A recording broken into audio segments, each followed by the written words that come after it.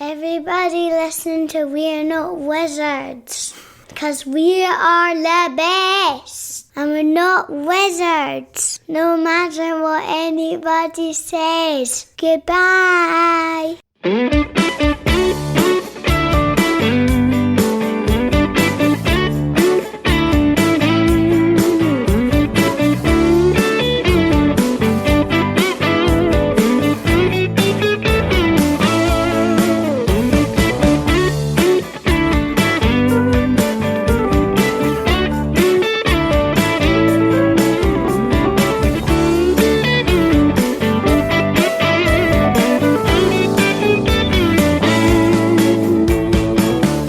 Village Rail's card game review from Osprey Games.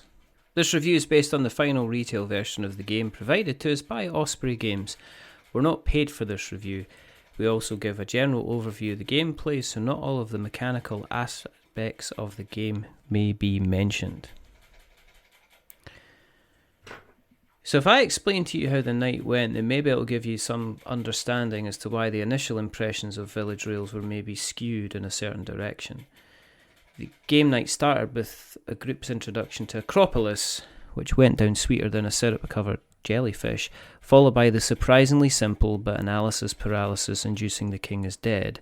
In the case of both of these, at least one of us had already knew how to play the game and were able to guide everybody else. Now when it came to Village Rails, we were approaching the end of the night and it was a new game to learn, and even though we were in the game zone, we found our first experience to be slightly bitty and a tiny bit overwhelming. To be clear, I'm not trying to be critical here. Village Rails is a deceitful little bugger. It arrives in a cute little box with a deck of cards, some cardboard markers and a 12-page teeny tiny rulebook. The rulebook's filled with diagrams and examples and gives you a great indication of how things can work. There's a huge difference between how the game says it plays and how it can actually play out. It needs a warning in the rulebook, if not in the box itself, that contained within the Village Rails is something of a rather large point salad. A couple of days later, I'm back at the table and the setup is the same. A single pile of double-sided cards with tracks on one side and trips on the other. A set of 7 track cards lay beneath the pile with 4 trip cards lying next to them, all to choose from. Terminus cards that deliver revenue to buy new cards. The upside-down letter L frame in which the grid of 3x4 cards is slowly laid out to create your railway network. The frame has different types of terrain on the edges and it sometimes features that you'll use to score. Scores are kept noted on a dial tracker, which on checking has a chance to go over 100 points. Buyer beware. On your turn, you'll need to lay some track by picking the free bottom card in the row or by paying money by leaving pound coins on the cards that you're jumping over in order to pick the one you want. If you pick a card that already has coins in it, you get to pick up the coins as well as the chosen card. More importantly, you'll have the chance to purchase the all-important trip card, which you can place at the end of one of the edges and score later once the track is complete. You can place up to 2 trip cards per track in order to boost your scoring chances. On track completion, you'll then be able to score the features on the track, taking into account the different terrains, the bonuses the different features give, and then the points the trips contribute to the score. You're also able to trade in Terminus cards to give you additional money to spend on new tracks and cards. You'll be up to your eyes in Terminus cards, which is no bad thing, as scoring for each of them differs depending on how the track was formed and what was on the line. When I first read the roulette, I thought it was a mistake you collected a Terminus card on every turn, but after a few rounds, the choice made a lot of sense. There's a reasonable amount to keep an eye on here. Trips are often a future gamble, trying to make sure you can fulfill the criteria while also trying to maximise the scoring for the full line that you've completed. I found that you needed to make sure you're not forgetting to score all the features on the line, especially if the card you laid completed more than one line at a time. If you're combining lines, trips, signals and halts, the points will climb very quickly. And make sure you keep an eye on the borders themselves, as sometimes they'll have features to score as well as terrain. And unfortunately, I often found they could be overlooked and lead to frustration when the trip I thought I scored was ruined by a different terrain on the border.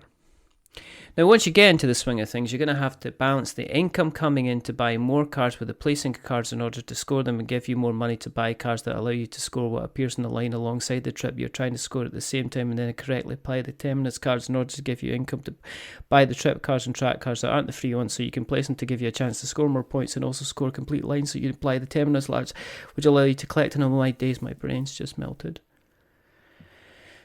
Village rails may come in a small box, but don't be tricked into thinking this is an aperitif or a small end of games night snack. Now, the first few of the 12 turns that you'll take in the game will probably take minutes to lay your track and trip cards. And as the game progresses and you're trying to maximise the scoring potential, it's not unusual for your brain to start working overtime as your track placing choice is reduced and you're trying to squeeze out every last point.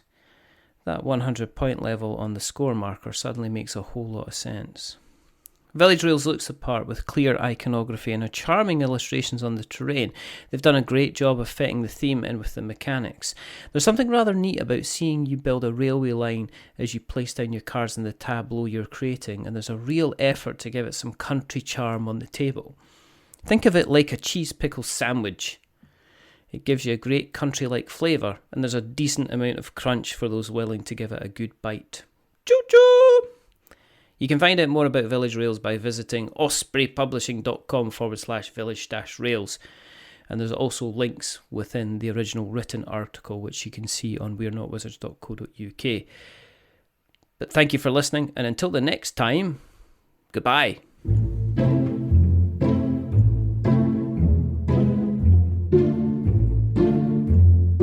A wizard is never late.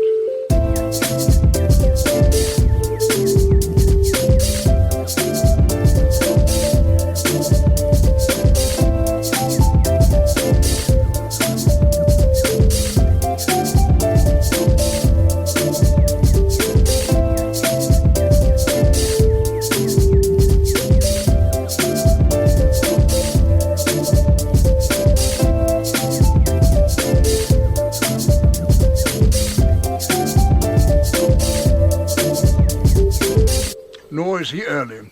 He arrives precisely when he means to.